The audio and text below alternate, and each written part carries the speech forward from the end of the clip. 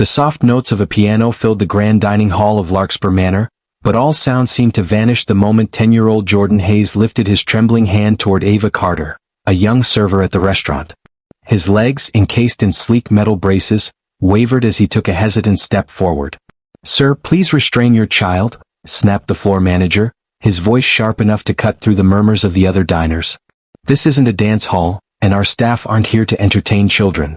Ava, who had worked at the manor for 5 years, had learned to blend into the background, especially around patrons like Nathaniel Hayes, Jordan's father, a high-powered tech magnate who rarely left his office. Yet something in Jordan's pleading gaze stirred her. Removing her apron, Ava stepped toward him. "I'll dance with you," she said softly. Her calmness contrasted sharply with the tension in the room. The manager, Richard Pemberton, stepped forward with an indignant huff. "Miss Carter, this is highly inappropriate. Return to your station immediately." But Ava had already taken Jordan's hand. She could feel it, small, warm, and shaking with a mixture of fear and hope. Around them, the restaurant seemed to hold its breath. Crystal chandeliers cast fractured light across white tablecloths. The wealthy patrons paused mid-bite, forks suspended, conversations dying on their lips. "Just follow my lead," Ava whispered to Jordan, her voice gentle as morning rain. Jordan's eyes, hazel and bright with unshed tears, met hers. I don't know if I can." "You already are," she replied. The pianist, an elderly man named Marcus who had seen countless evenings blur together in monotony, watched the scene unfold. Something in the boy's courage moved him. Without prompting, he shifted from background ambience to a slow, deliberate waltz. Simple, steady, full of grace. Ava guided Jordan through the first step. His left leg dragged slightly, the brace clicking softly against the polished marble floor. She adjusted her pace, making space for his rhythm rather than imposing her own. One step, then another. His grip on her hand tightened, not from weakness but from determination. "You're doing beautifully," she said. Around them, the initial shock began to transform. One elderly woman in pearls and silk pressed a handkerchief to her eyes. A young couple at table 12 watched with soft smiles. But not everyone was moved. Several diners shifted uncomfortably, and Pemberton's face had turned an alarming shade of crimson. At the head table, Nathaniel Hayes sat frozen. His phone, which moments before had commanded his complete attention, now lay forgotten beside his untouched meal. He watched his son, really watched him, for perhaps the first time in months. Jordan's face was radiant, transformed by the simple act of being seen, of being given the chance to try. Nathaniel felt something crack open inside his chest, something he'd kept carefully sealed since his wife's death 3 years earlier. Sarah would have been in tears by now, he thought. She would have joined them on the floor. The dance lasted perhaps 2 minutes, though it felt both infinite and achingly brief. When the music ended, the dining hall erupted in applause. Not polite golf claps but genuine, thunderous appreciation. Jordan's face split into a grin so wide it seemed to contain entire universes of joy. "Thank you," he breathed to Ava. "Thank you so much." Ava knelt to his level, still holding his hand. "You're brave, Jordan. Don't ever forget that." Pemberton materialized beside them, his professional mask barely concealing his fury. "Miss Carter, my office. Now." The manager's office was small and cramped, lined with filing cabinets and motivational posters about excellence and discipline that seemed to mock the humanity of what had just occurred. Pemberton sat behind his desk like a judge at tribunal, his fingers steepled. 5 years, Ava. 5 years of exemplary service and you throw it away for a moment of, what? Sentimentality? Ava stood straight, her server's uniform still pristine despite the emotional weight of the evening. "I saw a child who needed kindness." "You saw an opportunity for attention," Pemberton countered. "This establishment caters to the city's elite. We maintain certain standards, certain expectations of decorum. Your little performance disrupted the entire dining experience. It was a dance. A 2-minute dance with a boy who wanted to feel normal." "Normal?" Pemberton's laugh was cold. "Miss Carter, if I allowed every whim and fancy of our patrons' children, this restaurant would descend into chaos. You directly defied my instruction. I have no choice but to." A knock interrupted him. Without waiting for permission, Nathaniel Hayes entered. The tech magnate filled the room with a presence that had nothing to do with his physical size. At 42, Nathaniel was lean and sharp, with salt and pepper hair and eyes that seemed to calculate everything they observed. He wore a suit that cost more than Ava made in 3 months. "Mr. Hayes," Pemberton stammered, rising quickly. I assure you this matter is being handled with appropriate severity. Miss Carter will be. She'll be what? Nathaniel's voice was quiet but carried an edge of steel. Disciplined for her inappropriate conduct, of course. Nathaniel turned to Ava, studying her with an intensity that made her want to look away. But she held his gaze. What you did out there, he said slowly, was remarkable. Pemberton's mouth opened and closed like a startled fish. My son, Nathaniel continued, has cerebral palsy. The braces help him walk, but he's been told repeatedly what he can't do, where he doesn't belong, how he should stay quiet and not draw attention. By countless doctors, therapists, teachers. By me. His voice cracked slightly on the last word. Tonight you showed him something different. You showed him that his dreams matter. Ava felt tears prick her eyes but blinked them back. Mr. Pemberton, Nathaniel said, turning back to the manager, if Miss Carter faces any disciplinary action for her kindness, you'll be hearing from my attorneys. And I'll ensure every board member of Larkspur Manor knows exactly what kind of establishment you're running. One where compassion is punished and human dignity is secondary to ambience. Pemberton's face went pale. Sir, that won't be necessary. Miss Carter, consider this a warning. Please return to your duties. But Nathaniel wasn't finished. Actually, Miss Carter, might I have a moment of your time? Outside. The night air was cool against Ava's flushed skin as they stepped onto the manor's terrace. Below them, the city of Meridian stretched out in a carpet of lights. Office towers, apartments, the river that cut through the downtown core like a silver ribbon. I didn't mean to cause trouble, Ava said quietly. You didn't cause trouble. You caused a moment of grace. Nathaniel leaned against the stone railing, looking older and more vulnerable than he had inside. I've spent 3 years trying to give Jordan every advantage. The best doctors, the best equipment, the best schools. But I forgot the most important thing. What's that? To let him be a child. To let him try even if he might fail. Nathaniel rubbed his face. His mother would have known better. Sarah had this way of seeing people, really seeing them. Not their limitations or their potential utility but their hearts. Jordan has her eyes, Ava observed. Nathaniel nodded. He does. Along with her courage, apparently. Do you know he's been asking me for months to let him try dancing? I kept telling him it wasn't practical, that he should focus on his physical therapy, his studies. God, I've been such a fool. They stood in companionable silence for a moment. Then Nathaniel asked, do you have training? In dance or therapy or? I have a degree in occupational therapy, Ava admitted. I was working toward my certification when my mother got sick. Medical bills, you know. I took this job because it paid better than most entry-level therapy positions, and I could cover her care. She passed 2 years ago. I'm sorry. Thank you. Ava looked out at the city. I've thought about going back to therapy work. Maybe someday. What if someday started now? Nathaniel turned to face her fully. I want to hire you.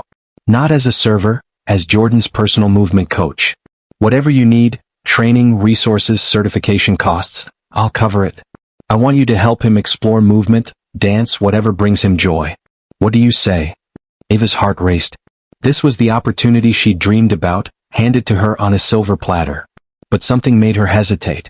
Mr. Hayes, I appreciate the offer, but I don't want to be just another employee in your son's life. If I do this, I need to do it right. Not as a favor to you, but as a genuine commitment to Jordan and kids like him. Nathaniel raised an eyebrow. What did you have in mind?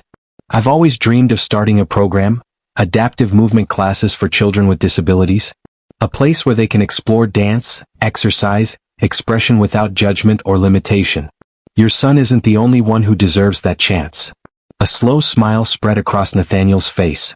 Then let's make it happen. I'll fund your program. You run it however you see fit, serve as many children as you can.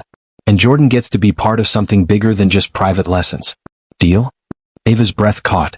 You're serious? Completely. Though I have one condition. What's that? Let me be part of it. Not just a checkbook but actually involved. I need to learn what you're teaching. Ava extended her hand. Deal. 3 months later, Steps Forward opened its doors in a converted community center on the east side of Meridian. The space had once been a failing recreation facility, its gymnasium scarred with water damage and neglect. But with Nathaniel's funding and Ava's vision, it transformed into something magical. The main studio featured spring-loaded floors to reduce impact, wall-length mirrors positioned at various heights and adjustable bars. One corner held specialized equipment, parallel bars for balance training, exercise balls in multiple sizes, resistance bands color-coded by strength. The walls were painted in warm yellows and soft blues, and large windows let in natural light that seemed to make everything glow. Opening day brought 8 children, ranging from ages 6 to 13. Each had different abilities and challenges. There was Maya, 7, with Down syndrome, whose smile could light up a room. There was Carlos, 13, who'd lost his left leg to bone cancer but refused to let it define him.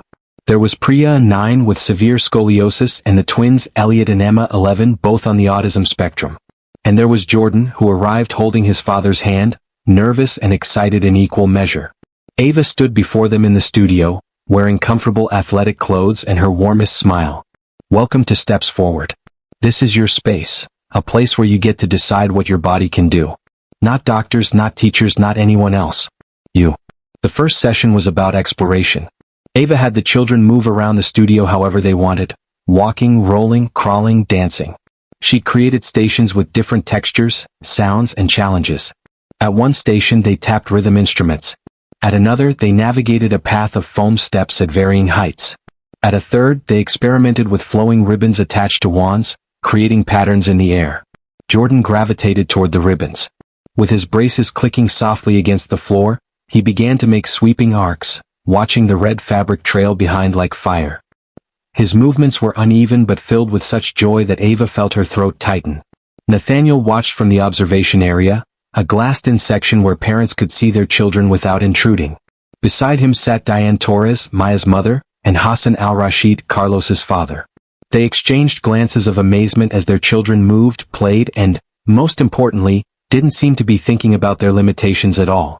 She's remarkable, Diane murmured. Maya's been in so many programs. They all mean well but they focus on what she can't do. This is different. Hassan nodded. Carlos has been angry since the amputation. Angry at the world, at his body, at himself.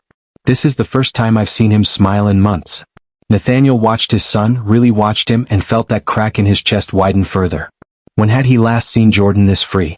The weeks turned into months and Steps Forward became more than a program. It became a community. Ava structured each session around different themes and skills, always emphasizing expression over perfection. They did partner work, teaching the children to trust and be trusted. Maya and Priya became best friends, working together to create synchronized movements that accommodated Priya's curved spine. Carlos taught the younger kids how to do spins using his crutches as pivot points, turning a mobility aid into an extension of his creativity. Jordan blossomed. His strength improved, his confidence grew, and his smile became a permanent fixture. But more than that, he found his voice. The quiet boy who'd once whispered requests began to speak up, to share ideas, to encourage others. One afternoon, 6 months into the program, Jordan approached Ava with a proposal. I want to perform, he said. All of us. I want to show people what we can do. Ava crouched to his level, though he was getting tall enough that it was hardly necessary anymore. Tell me more. There's going to be a city arts festival in 2 months. I looked it up. They have a community stage where local groups can perform. I think we should apply. That's ambitious, Ava said carefully. Are you ready for that? For people watching, maybe judging? Jordan's expression was steady, so much older than his 10 years. People are always watching and judging. But maybe if we show them what we can do, they'll change what they think. Like you changed everything that night at the restaurant. Ava's eyes misted. Okay, let's do it. But we do this together, all of us. Everyone who wants to participate gets to be part of it. That evening she proposed the idea to the group. Every single child wanted in. Preparing for the festival became the focus of their sessions. They chose a theme, Our Steps, Our Story, and began creating a performance that showcased each child's unique abilities rather than hiding them. Carlos choreographed a section where he moved on crutches, the rubber tips creating percussion against the floor in rhythm with the music. Maya and Priya developed a duet that was both silly and tender, incorporating sign language that Maya had been learning. The twins created a mirrored sequence that played with the concept of symmetry and difference. And Jordan, brave Jordan, would open the performance with a solo. But not everything went smoothly. 3 weeks before the festival, Jordan had a bad fall during practice.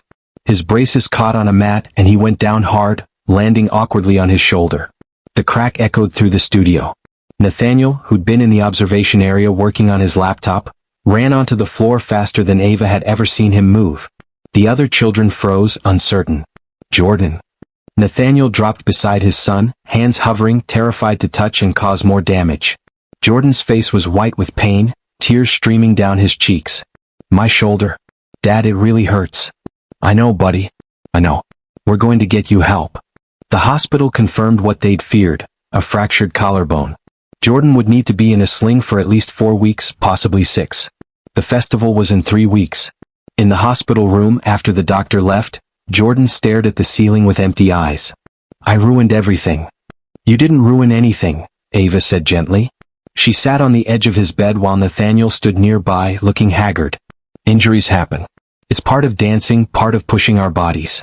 But the performance will happen with or without you dancing. But Jordan, you're part of this team. Even if you can't move the way you planned, you're still our leader. Still our heart.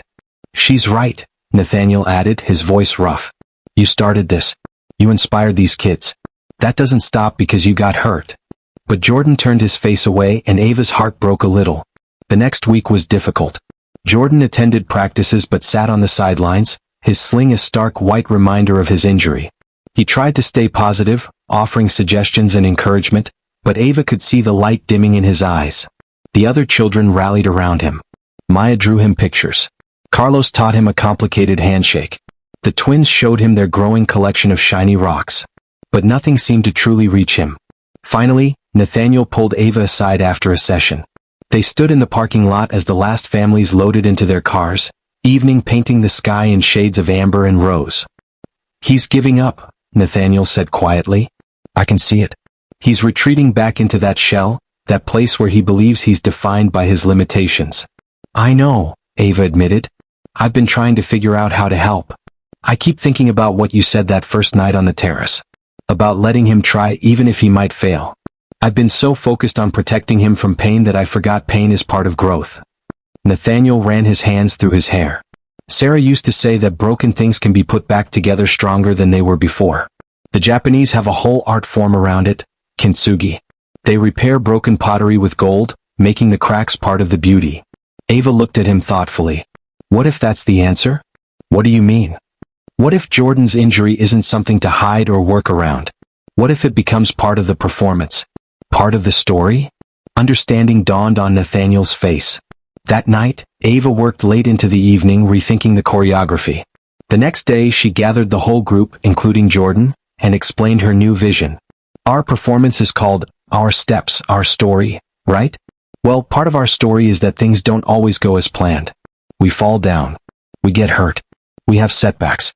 But we keep going and those challenges become part of what makes us strong. She turned to Jordan. What if your opening solo isn't about perfect movement?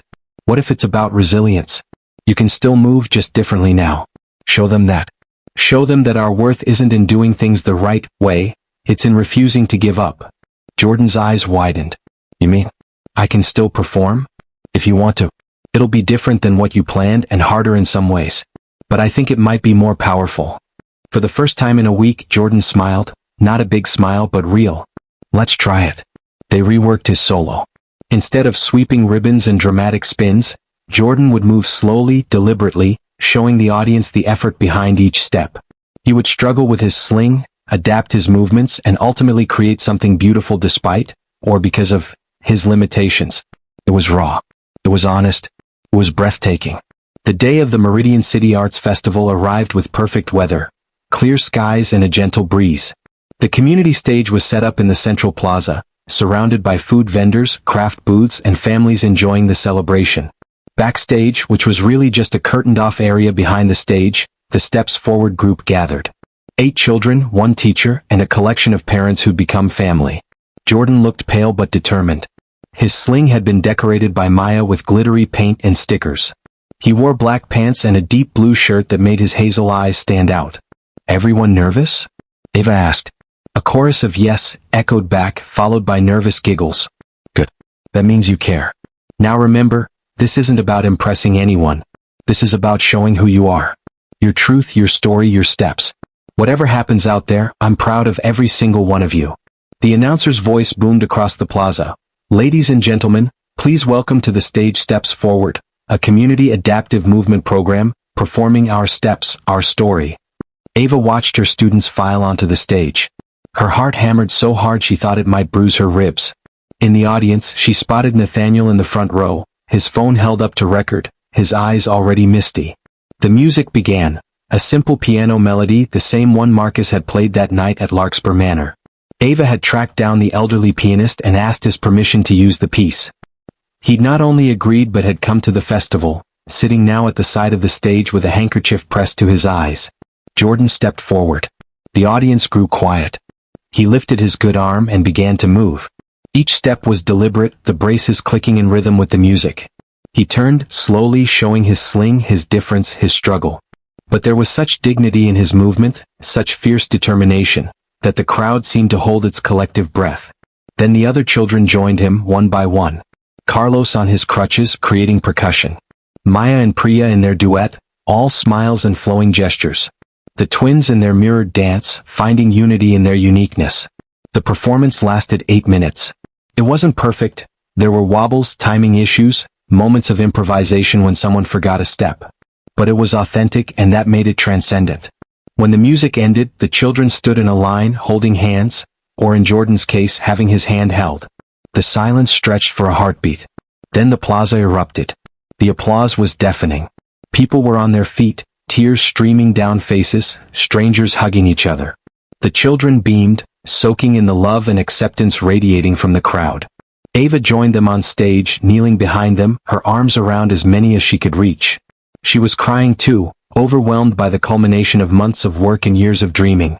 In the front row, Nathaniel Hayes wept openly, not caring who saw. His son, his brave, brilliant, beautiful son, had done it. They'd all done it.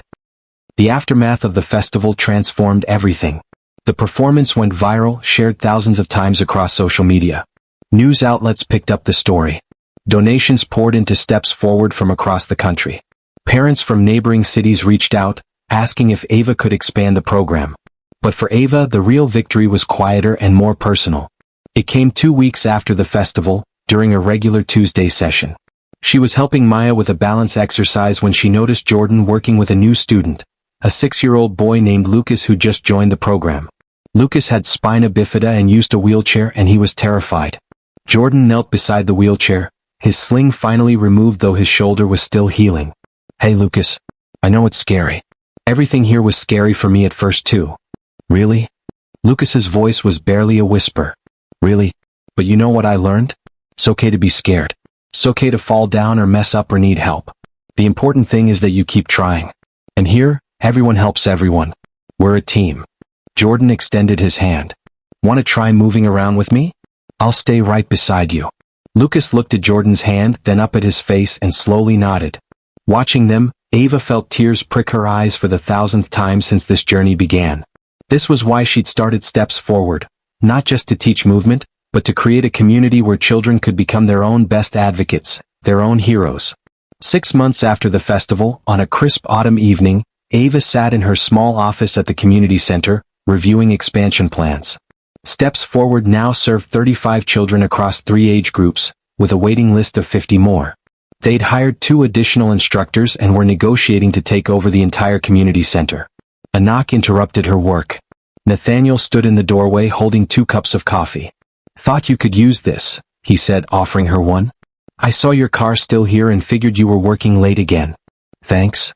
She accepted the cup gratefully. "What brings you by?" "Wanted to discuss the expansion plans, but also..." He paused, seeming uncharacteristically uncertain. "I wanted to thank you. Again. I know I've said it before, but I don't think I've adequately expressed what you've given my son. Given me." Ava set down her coffee. "Nathaniel." "No, let me finish." He sat across from her, his usually commanding presence softened by genuine emotion. "Before that night at the restaurant, I was so lost. I was trying to control every aspect of Jordan's life because I was terrified of losing him like I lost Sarah. I thought if I could just manage everything perfectly, keep him safe, shield him from pain, he'd be okay. But I was wrong," Nathaniel continued. "Safety isn't the same as living. You showed me that. You showed Jordan that. And in the process, you've created something that's changing lives all across this city." "It's not just me," Ava protested. You funded it. The kids made it real. The parents supported it. It started with you having the courage to take a scared boy's hand and dance with him when no one else would. They sat in comfortable silence for a moment, sipping coffee and listening to the distant sounds of traffic outside. Finally, Ava spoke. I've been thinking about something. We've proven the model works. We've shown that adaptive movement programs can thrive when they're community-centered and focused on empowerment rather than limitation. What if we tried to franchise this? Create a training program so other communities could start their own Steps Forward centers. Nathaniel's eyes lit up. I love that idea. We could develop a curriculum, train instructors, provide startup funding. Make this available to kids everywhere, not just in Meridian. It would be a lot of work. The best things always are. He stood, extending his hand. Partners? Ava shook it, grinning. Partners. 2 years after that first dance at Larkspur Manor, Steps Forward had expanded to 12 cities across 3 states. The organization had trained 40 instructors, served more than 500 children, and fundamentally changed the conversation around adaptive recreation. But tonight, Ava wasn't thinking about numbers or expansion plans. Tonight, she stood in the wings of the Meridian Municipal Theater, watching Jordan Hayes, now 12 years old, taller and more confident than she'd imagined possible, prepare to perform in his middle school's production of a musical. He had a supporting role, not the lead, but he'd earned it through auditions like everyone else.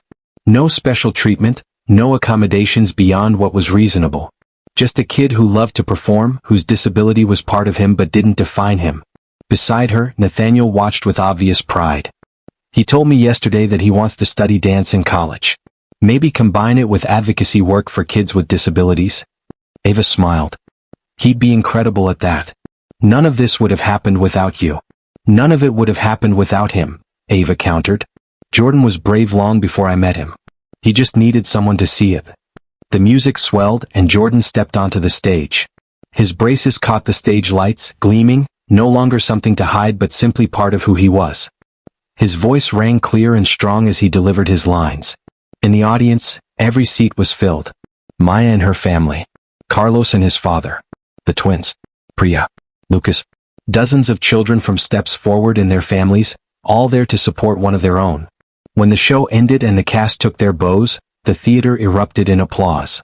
Jordan beamed, soaking it in, then looked directly at the wings where Ava stood. He mouthed 2 words, "Thank you." Ava mouthed back, "Thank you," because that was the truth of it. Jordan had saved her as much as she'd helped him. He'd reminded her why she'd chosen this path, why she'd endured the struggle and sacrifice. He'd shown her that sometimes the most profound changes begin with the simplest acts of courage, like a scared boy asking for a dance and a server willing to say yes. Years later, when people asked Ava about the origins of Steps Forward, she always told them about that night at Larkspur Manor. About a boy in braces and a floor manager who thought dignity could be sacrificed for decorum. About taking a risk, offering a hand, and discovering that sometimes the people we help end up helping us most of all. She told them about a community that formed around the simple radical idea that every child deserves the chance to move, to express, to try and fail and try again. That limitations are often more about society's imagination than about individual capability. But most of all, she told them about Jordan, the brave, beautiful soul who'd started a revolution with a single trembling hand extended toward a stranger. He taught me, Ava would say, that the steps we take forward don't have to be perfect. They just have to be ours. And when we take them together, supporting each other, celebrating each other, we create something that changes the world. In the end, that was the truth that mattered. Not the viral videos or the national recognition or the expansion to dozens of cities. But the quiet moments of transformation, one child at a time, one step at a time, one dance at a time. And it all began with a boy who refused to accept the world's limitations, and a woman who had the courage to believe in his dream.